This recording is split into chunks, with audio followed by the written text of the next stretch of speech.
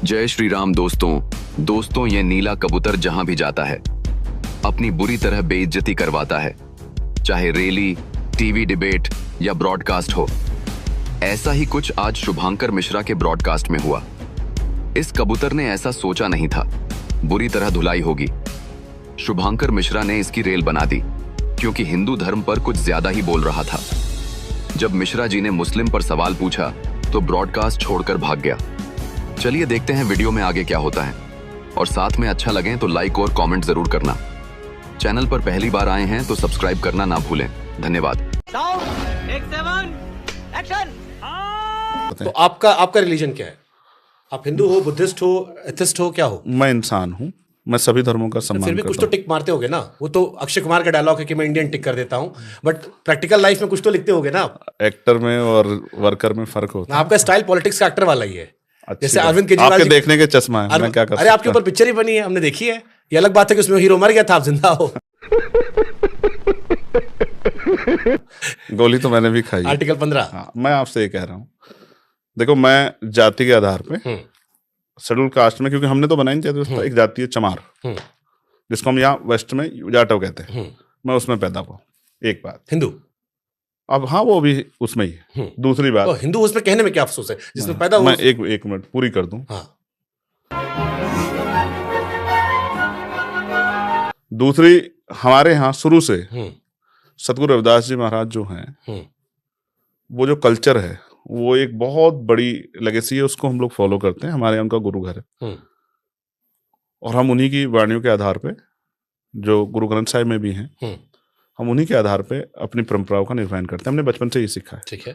हम भगवान बुद्ध को भी मानते हैं और हम किसी धर्म का तिरस्कार नहीं करते, लेकिन जो धर्म, हिंदुस्तानी ऐसे करते हैं, जो धर्म गैर बराबरी की बात करता हो, जिस धर्म में ऊंच नीच हो, जो धर्म लोगों के अंदर कमियां ढूंढता हो, जिस धर्म में कुरीतियां हो, मैं उससे खुद से उसको रिलेट करूं, ये मैं इससे मैं सहमत नहीं। किस धर्म में भेदभाव नहीं है? किस धर्म में कुरीतियां नहीं है? नहीं, हमारे यहाँ नहीं। मैं पूछना चाह रहा हूं आपसे, क्योंकि आप कह रहे हो कि मैं सोशल जस्टिस की बात कर रहा हूं। ठीक है, मैं आपको किस धर्म में भेदभाव नहीं है जातिगत आधार पर? नहीं, हमारे यहाँ नहीं है रविदास उसमें। तो आपने कभी हिंदू धर्म के रीति रिवाज फॉलो किए? सही पकड़े हैं। देखो, हमने कहा ना बचपन से हमारे यहाँ। नहीं, बचपन एक तो होता है स्कूल लाइफ का, एक होता है नहीं, हमारे घर से थोड़ा जवान हो गया। नहीं, बड़ा इंटरेस्टिंग चीज मुझे दिखा, बताता हूँ क्या। आपके पिताजी का नाम गोवर्धन दास जी है। ठीक है। वृंदावन का एक बड़ा प्रसिद्ध पर्वत है गोवर्धन। यस है। ठीक है। आपकी माता जी का नाम कमलेश जी है। कमलेश जी का मतलब होता है कमल के भगवान। ठीक है। मैंने थोड़ा और आपके बारे में पढ़ा। आपकी वाइफ का नाम वंदना है। ठीक है। जिसका मतलब होता है स्तुति पूजन, ठीक। फिर हिंदू धर्म से जुड़ा हुआ। आपका नाम चंद्रशेखर है, जो भगवान भोलेनाथ से जुड़ा हुआ है। ठीक है। जिनके नाम पर आपने मुझ थोड़ा स्टाइल, चंद्रशेखर जी के जो हमारे स्वतंत्रता सेनानी थे, ठीक है, वो भी एक ब्राह्मण समाज में थे। तो बहुत सारे लोग मुझसे सवाल लिख के भी भेजा लोगों ने, और पूछा भी कि जब आपके परिवार में सभी कुछ हिंदू धर्म से जुड़ा हुआ है, आपका खुद का नाम या जिन लोगों से आप इंस्पायर्ड हुए, चाहे वो मूंछ पे रखने का था हो या आपका नाम, वो भी नाम जो आपने छोड़ दिया, ठीक है, तो फिर चंद्रशेखर जो है वो इतना एंटी हिंदू या एंटी ब्राह्मण क्यों हो गए?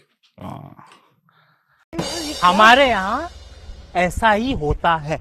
ये सवाल तो आना चाहिए था, बट ये है ना, ये अच्छी रिसर्च। ये देखो, माताजी, पिताजी, पत्नी जी। देखो, पिताजी, क्योंकि उस समय मेरे फादर की पैदाइश तो गोवर्धन पूजा वाले दिन मेरे फादर पैदा हुए। हम आज भी उनका बर्थडे उस दिन सेलिब्रेट करते हैं, इसलिए गांव के हिसाब से उन्हें गोवर्धन नाम उनका रख दिया गया। ठीक है। माताजी मेरी, उनकी क्योंकि नाना नानी ने रखा होगा, उन पे मैं कोई टिप्पणी, तब तो शायद कमल भी नहीं होगा। नहीं, ये वाला कमल नहीं, हिंदू धर्म का कमल तो हमेशा से था ना। अब ये कमल नहीं रहा होगा बीजेपी वाला। ठीक है, अच्छी बात है। तीसरा, मेरी पत्नी के बारे में विपक्ष को मौका मिल जाए, कई लोग बीजेपी जोड़ते हैं आपको।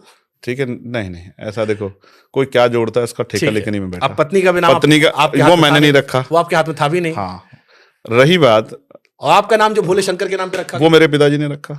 और मेरे भाई का नाम पता क्या है? क्या? भगत सिंह। जबरदस्त। अब क्या कहोगे? मेरे पिताजी ने शायद क्रांतिकारियों से इंस्पायर होके हम लोगों के नाम रखे। मुझसे जो बड़े भाई है उनका नाम भगत सिंह है, मेरा नाम चंद्रशेखर। तो ये दो करैक्टर हैं जिन्होंने देश की आजादी के लिए बलिदान दिया। सही बात है भाई साहब, कुछ ज्यादा नहीं हो गया ये? मतलब कुछ भी। तो मेरे पिताजी ने क्यों रखा नाम मैंने आपको बता दिया।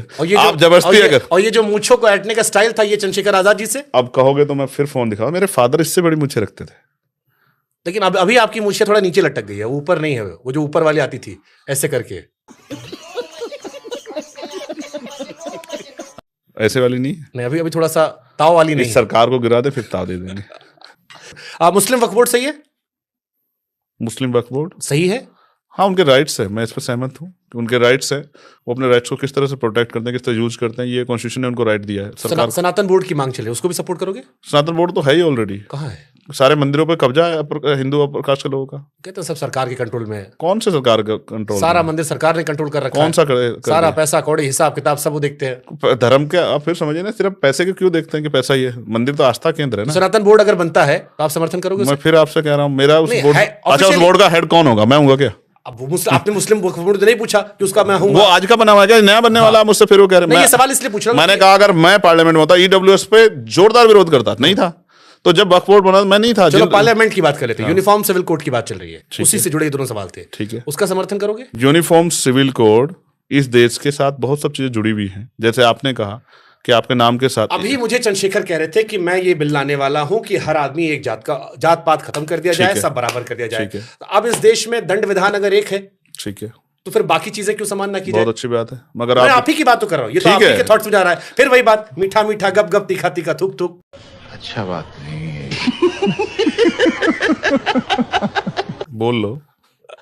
बोल लो और कुछ कहना है फिर कह दे, जवाब दे देता बताओ। हूं। हाँ, देखो ऐसा है, कॉन्स्टिट्यूशन ने कहा है कि सब लोग बराबर हैं। मानते नहीं हो ना आप लोग?